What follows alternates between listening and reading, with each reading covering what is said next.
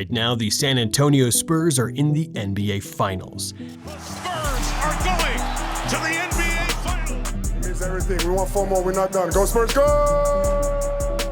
And the best player on the floor is paid $13,793,000. And that number is the only reason the team is allowed to exist. On July 6th, the day after the series ends, that number disappears. And the same document that pays him next is the document that makes it impossible to keep anyone around him. The NBA and NBA Players Association have agreed to a new collective bargaining agreement with some big changes. The 7-year-long deal will start next season and should be ratified by league players and governors in the coming weeks. Some of the biggest changes include the league stopping the ability of the highest spending teams to continue racking up salary and luxury tax spending while still maintaining the ability to add talent to the roster. There's a line in the 2023 collective bargaining agreement that no franchise has survived for more than 2 years. San Antonio is about to walk into it on purpose. Forget what you think the story is. This is not a team that got good. This is a team that stayed cheap. The salary cap this season is $154 million. A championship-level roster costs far more than that. The Spurs reached the finals paying their franchise player less than a quarter of what he is worth. So let's talk about the young boys on the San Antonio side with Big Perk joining us here on Sports Center. Wemby, we run out of adjectives, bruh. Puts up 22, leads the Spurs to a win. What else can we say about the alien at this point now that he's led this team to the finals? I mean, Wemby is the best thing that happened to the NBA since LeBron James in 2003. Real talk. That is not an accident, that's the window. The generational player on a rookie contract is the cheapest a contender will ever be. We pulled every line of that roster. The math only works while the best player is underpaid.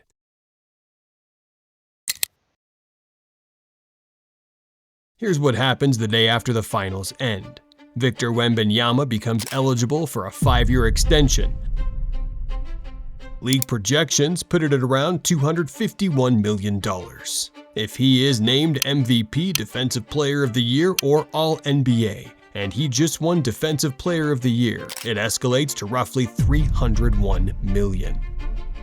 The raise does not hit this year, it hits in 2027. Year 1 alone is projected nearly $55 million. His salary goes from $13 million to $55 million in a single summer. Add De'Aaron Fox, $229 million already on the books. I mean, a Spurs star, De'Aaron Fox, has reached agreement on a 4-year, $229 million max contract extension with the Spurs. That keeps him in San Antonio through the 2029-30 NBA season. This is a signing that'll occur later on Monday, and De'Aaron Fox and his rep, Rich Paul, navigated a trade to his preferred destination, the only place he wanted to be, San Antonio, back in February. He wanted to be a Spur. He got there. Now add the veterans every champion needs. Run the number. The Spurs do not have a talent problem, they're about to have a document problem.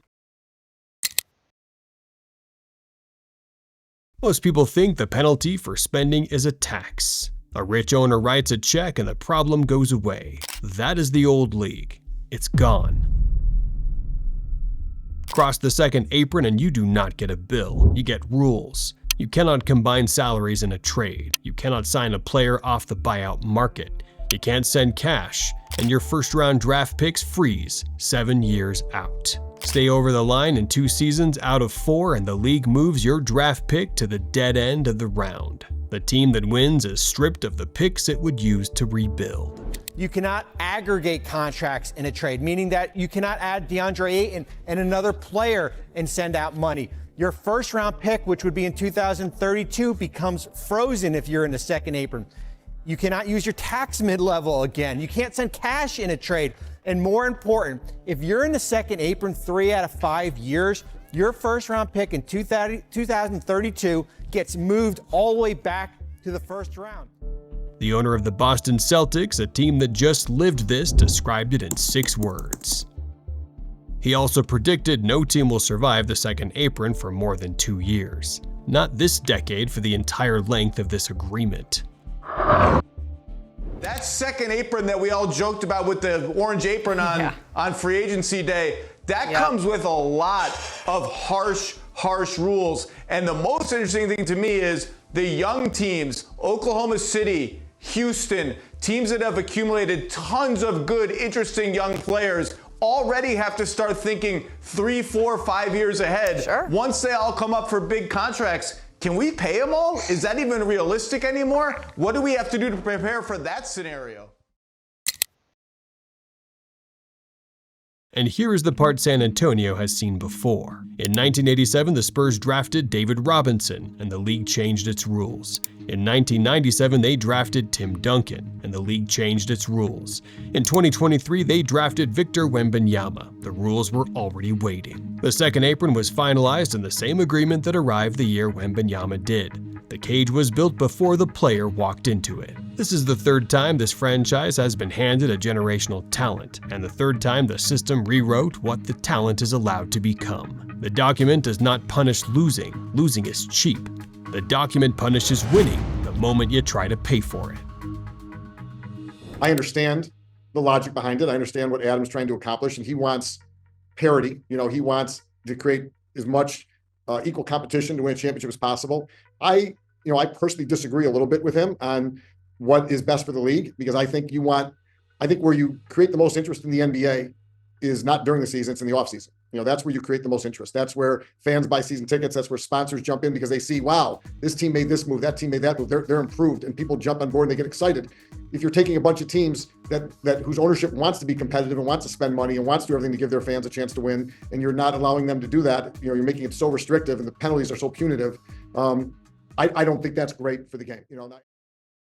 So, watch this series closely. However it ends on July 5th. On July 6th, the clock starts. They can afford to win this one. The document was written to make sure they can't afford the next one. The agreement that decides all of it expires December 31st, 2029, and we've read what they're planning to replace it with.